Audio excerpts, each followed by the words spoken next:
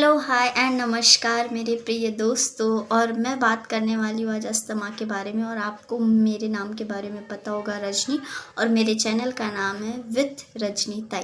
तो आज हम अस्थमा के बारे में बात करेंगे। एक्चुअली जो अस्थमा होता है, अस्थमा में क्या होता है कि जो हमारे लंग्स में प्रॉपर वे में ऑक्सीजन नहीं पहुंच पाता है, दैट्स वाई क्या होता है, अस्थमा की शिकायत हमें होने लगती है ना। हम प्रॉपर वे में सांस नहीं ले पाते, हमको खींच खींच कर सांस लेनी पड़ती है, उसे हम अस्थमा कहते हैं, अस्थमा की बीमारी कहते हैं। तो इसमें क्या होता है, किसी अस्थमा के जो कई प्रकार होते हैं, जो कि हम कह सकते हैं कि चाइल्ड ऑनसेट अस्थमा होता है, एलर्जिक अस्थमा होता है, मिमिक अस्थमा होता है, ठीक है, मिक्स्ड अस्थमा होता है, नॉन एलर्जिक अस्थमा होता है ना।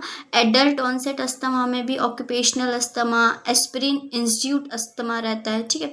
मतलब अस्थमा के कई टाइप्स होते हैं ना। तो अस्थमा के लक्षण के बारे में अगर हम बात करते हैं तो सबसे ज़्यादा क्या होता है, अस्थमा के लक्षणों में बहुत ज़्यादा खांसी होती है, ठीक है, सीने में दर्द होता है, बेचैनी होती है, घबराहट होती है, थकान होती है, सांस फूलती है, और मेनली क्या होता है, बात करने में भी प्रॉब्लम जाती है। तो ये सारे क्या होते हैं, लक्षण होते हैं, सिम्टम्स होते हैं। अगर ये सारे सिम्टम्स हमारे अंदर हो रहे हैं, और हम कभी कभी होता है ना, सीढ़ियों पे चढ़ते हैं, तो सीढ़ियों पे चढ़ते चढ़ते हमारी बहुत ज़्यादा सांस फूलने लगती है, और हम मतलब बैठने का मन करता है, तो उसे हम कह सकते हैं कि हमें अस्थमा की शिकायत है।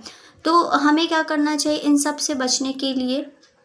आप जानते हैं कि आपको क्या करना चाहिए, इन सब से हमको कैसे बचना चाहिए। सबसे पहले तो हमें सर्दी वाली जगहों पर थोड़ा उसको अवॉइड करना चाहिए। सर्दी में थोड़ा ये है कि हमें प्रॉपर गर्म चीज़ में रहना चाहिए, या फिर हम बोल सकते हैं कि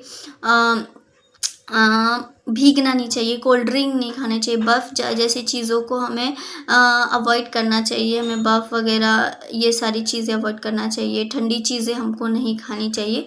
तो इन सब से हम बहुत हद तक बच सकते हैं, ठीक है। और फिर जो रहता है, और सारे बहुत सारे ये भी रहते हैं कि रीज़न्स रहते हैं जिससे हमको क्या होता है, अस्थमा होता है। जैसे कि हम बोल सकते हैं मोटापे की वजह से भी हमको अस्थमा की शिकायत होने लगती है। मोटापा एक कारण होता है जिससे हम क्या करते हैं, मतलब उससे हमको अस्थमा की शिकायत होने लगती है। और अगर हम देखा जाए, मोटापा ऐसी एक बीमारी है, बोल सकते हैं, जिससे हमको कई प्रकार की बीमारियां होती है। इसलिए हमको मोटापा, एक्स्ट्रा ऑर्डिनरी फैट लाने की कोई ज़रूरत नहीं, हमें एक्सरसाइजेस करनी चाहिए। हमको क्या करना चाहिए, जैसे भी हो सके हमको एक्सरसाइजेस करनी चाहिए, योगास करना चाहिए। आप जिम जाते जिम जाइए, और योगा करते योगा करिए, जो भी एक्सरसाइज प्राणायाम जो भी आपको लगता है, अपनी बॉडी को कसरत दीजिए, बॉडी को थोड़ा कसाव रखिए, कि जिससे क्या हो, हम ये सारी चीज़ों से बच सकें, हम फिट एंड फाइन रहेंगे। हमारी चीज़ें ऑलरेडी इन सब चीज़ों से दूर हो जाएगी, हमारी बॉडी इन सब चीज़ों को दूर रखेगी। हमको ऑलवेज हाइड्रेट रहना है, ठीक है, ओवर हाइड्रेट कभी नहीं होना है, हाइड्रेट होना है। और आज के टाइम में ओवर हाइड्रेट बहुत कम लोग रह पाते, लेकिन हाइड्रेशन की सबसे ज़्यादा कमी होती है, डिहाइड्रेशन की सबसे ज़्यादा कमी होती है। तो दैट्स वाई हमें हाइड्रेट रहना चाहिए, ऑलवेज हाइड्रेट रहना चाहिए। एंड देन सेकेंड, हमें हेल्दी फूड्स खाने चाहिए, हेल्दी फ्रूट्स खाने चाहिए, ड्राई फ्रूट्स खाने चाहिए। हमें फास्ट फूड की ओर नहीं बढ़ना चाहिए, ठीक है। तो ये मोटापा की ये सारी चीज़ें रहती है जो हम इसके लिए बढ़ते हैं, है ना, मोटापे के लिए बढ़ते हैं। खाकर हम सो जाते हैं, इस वजह से भी हमको क्या होता है, मोटापे की शिकायत होती है। मोटापा कई प्रकार के होते हैं, तो मोटापा अपना मेन टॉपिक नहीं है। अदरवाइज मैं मोटापे पर बात करूँ, हमारा मेन टॉपिक है अस्थमा। हमें अस्थमा के लिए क्या करना चाहिए ना, अस्थमा के लिए हमको किस किस चीज़ों से ये है कि हम रोक सकते हैं अस्थमा को। तो हम सबसे ज़्यादा देखते हैं लहसुन, है ना।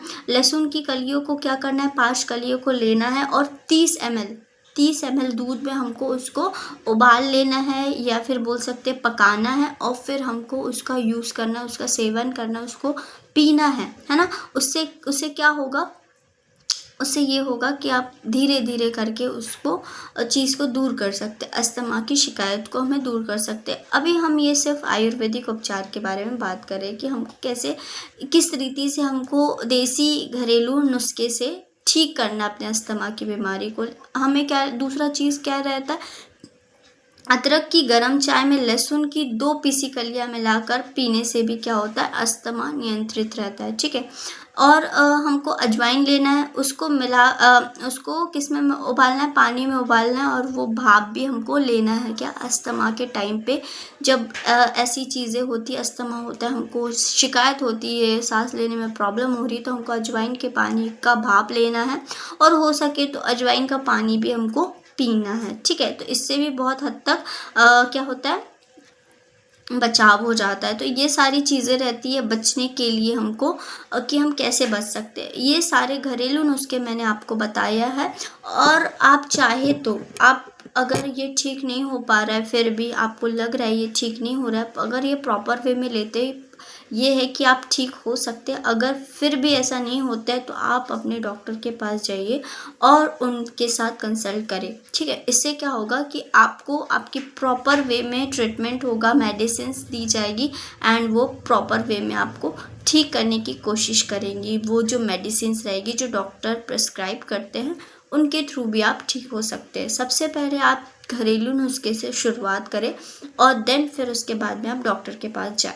ठीक है, आज की अगर ये जानकारी आपको अच्छी लगे तो थैंक यू, और प्लीज़ हमें अपना सपोर्ट और प्यार दीजिएगा, और इस चैनल को प्लीज़ आप सब्सक्राइब कर सकते। अगर अच्छी नहीं लगी हो जानकारी, या फिर आपको लगा हो कि नहीं, कुछ भी हमें ये सब चीज़ पता है, हमने कुछ नया नहीं सीखा, प्लीज़ आप हमें डिसलाइक भी कर सकते हैं, और हमें कमेंट कर सकते हैं, और बोल सकते हैं कि नहीं, हमें ये जानकारी पता थी, या फिर हम इस जानकारी से कोई प्रभावित नहीं हुए। Thank you for watching.